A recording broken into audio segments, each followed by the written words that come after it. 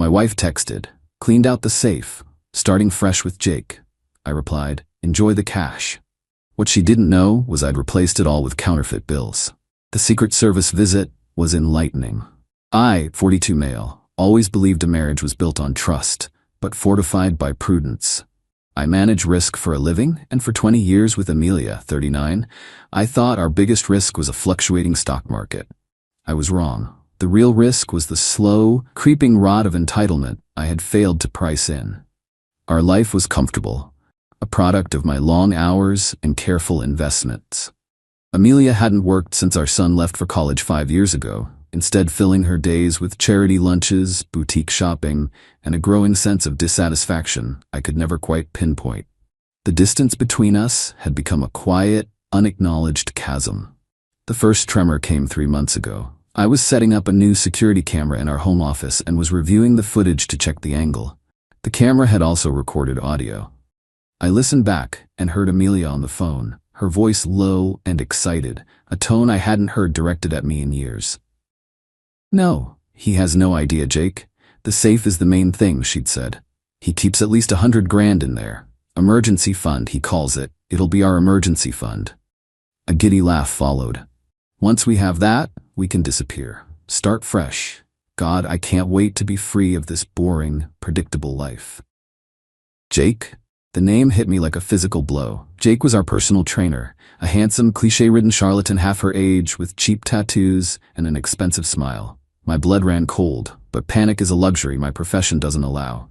The hurt was immense, a deep, tectonic shift in my soul. But on the surface, a cold, hard clarity took over. She didn't want a divorce. She wanted to rob me and run. This wasn't a marital dispute. It was a heist. My immediate impulse was to confront her, to scream, to shatter the facade of our life. But that would have been an emotional, irrational act. Instead, I operated on logic. She had shown me her plan. Now I would draft my response. For 2 weeks, I lived a lie, pretending everything was normal while I moved my pieces into place. Step 1 was the safe. I went to the bank and withdrew the entire $100,000 in cash. I photographed the stacks of bills, the serial numbers, and the withdrawal slip. Then I deposited the entire sum into a new account under my name only. Step 2 required some research. I found a company online that produces high-grade prop money for Hollywood productions. It looks and feels remarkably real, but each bill is clearly marked for motion picture use only in small print, and they are not illegal to own, only to pass as legal tender. I ordered $100,000 in prop hundreds. When the package arrived, I carefully stacked the counterfeit bills and placed them in the safe, exactly where the real money had been. Step 3 was documentation. I saved the audio file from the security camera. I kept the receipt for the prop money. I built a silent, methodical case, waiting for her to make her move. The text came last Tuesday, while I was in a quarterly budget meeting. "Amelia, cleaned out the safe. Starting fresh with Jake. Don't try to find me." I stared at the message, a declaration of war sent from the front lines of her betrayal. The rage was there, simmering deep below, but my training took over. I thought about her and Jake, somewhere on the road, giddy with their newfound wealth, believing they had pulled off the perfect crime. I typed my reply, each word a cold, deliberate choice. Me, enjoy the cash. Then I went back to my meeting. When it concluded, I initiated my protocol. Credit cards. I logged into my banking portal. Amelia was an authorized user on 3 of my high-limit credit cards. Click, click, click. User no longer authorized. I reported the cards as being in the possession of a person no longer approved to use them. They were deactivated instantly. Locks. I called a 24-hour locksmith and arranged for every lock on our house to be changed that evening. Lawyer. I forwarded a screenshot of Amelia's text to my lawyer, a man I'd retained for business, but who also specialized in contentious divorces.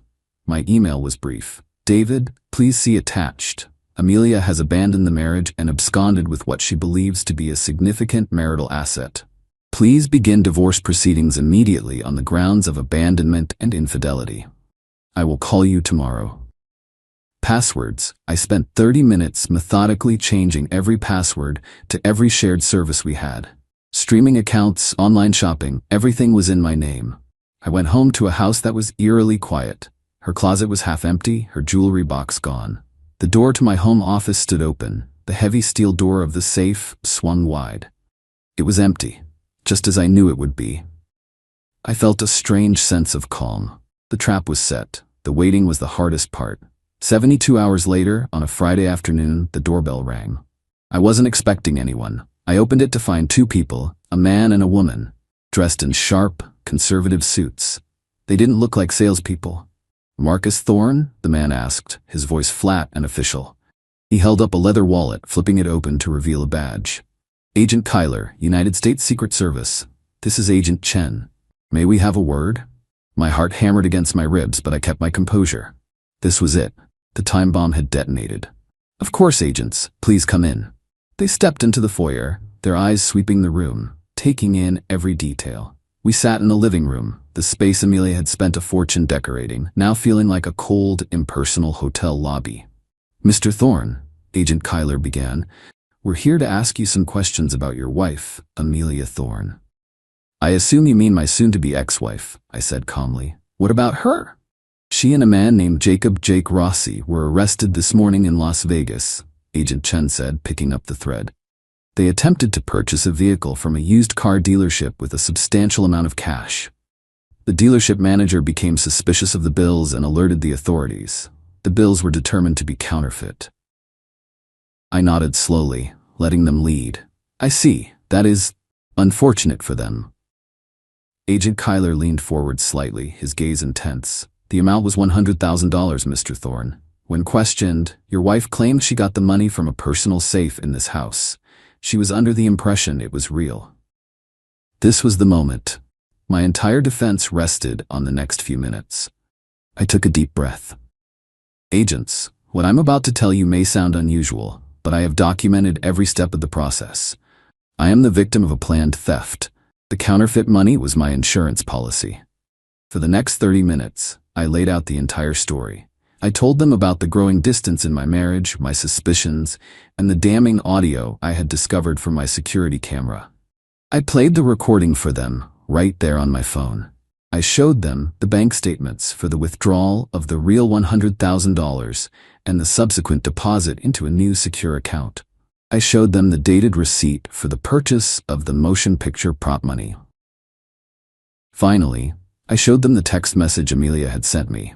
Agent Chen read it and looked up, a flicker of something, surprise, respect in her eyes. "And your reply was, 'Enjoy the cash.'" I felt it was appropriate under the circumstances, I said. She was welcome to the paper, but not my money. Agent Kyler sat back, a long, slow exhale escaping his lips.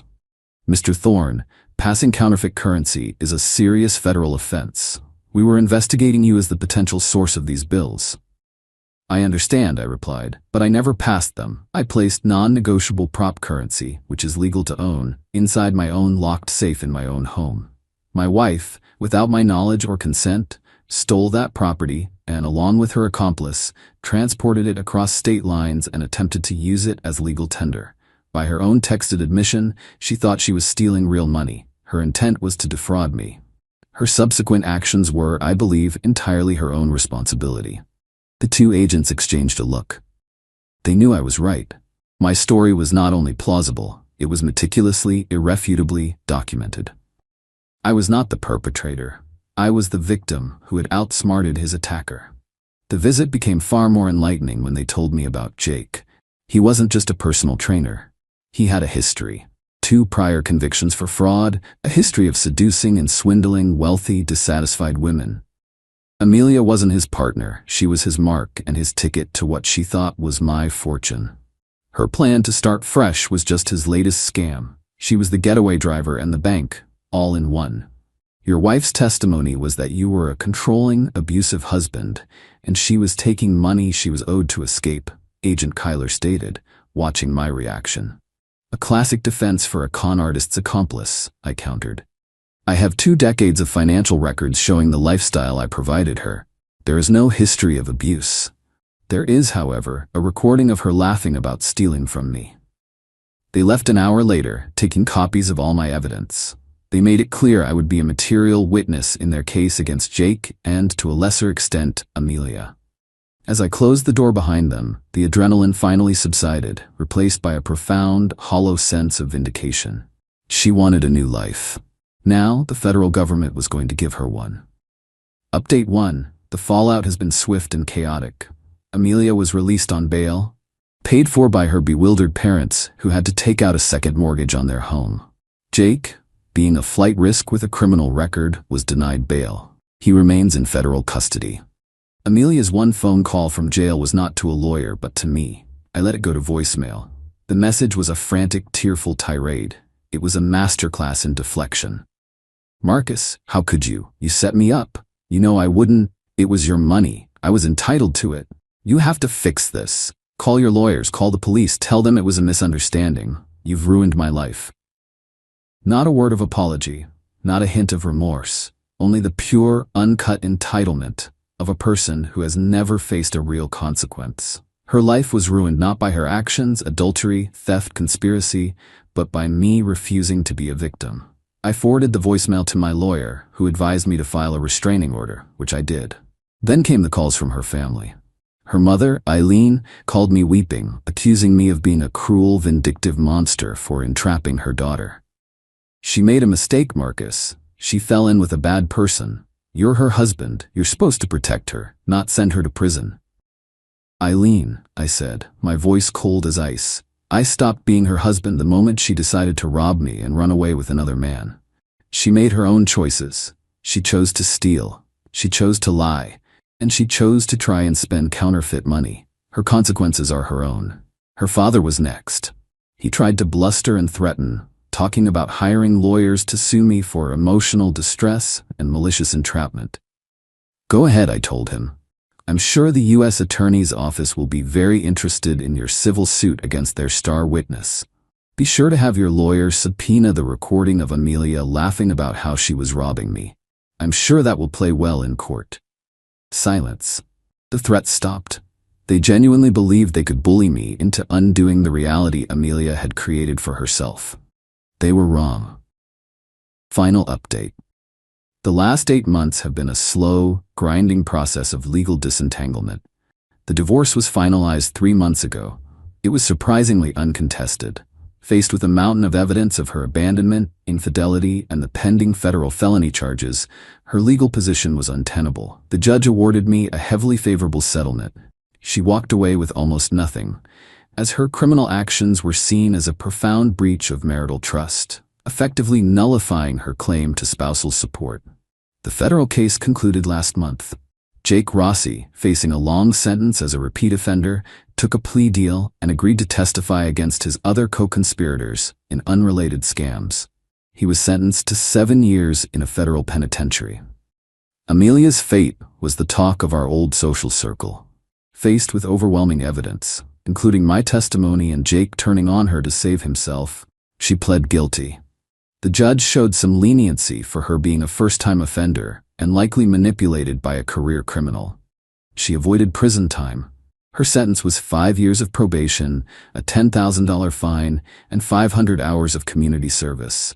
And of course, a permanent felony conviction on her record. The aftermath for her has been a complete societal and familial collapse. Her friends from the country club vanished. Her parents, financially crippled by her legal fees, are treating her with resentful obligation. I heard she's living in their basement. The felony conviction makes finding any meaningful employment nearly impossible. She is a pariah, a cautionary tale whispered at charity galas. As for me, I sold the house, erasing the last ghost of our shared life. I took a portion of the money from the safe, the real money, and went on a solo trip through Southeast Asia, something I'd always wanted to do, but Amelia had always dismissed as too rustic. The revenge wasn't loud or explosive. It was quiet, methodical, and absolute. It was the simple, logical consequence of her own actions. She thought she was running off with $100,000 and a new life. Instead, she ran headfirst into a federal sting I didn't even have to orchestrate. She wanted to start fresh with Jake. She got a fresh start, a new life with a criminal record, no money, and no prospects. She gambled our 20-year marriage for a fool's treasure and lost everything. I simply let her. And in doing so, I saved myself. The best risk mitigation I ever executed.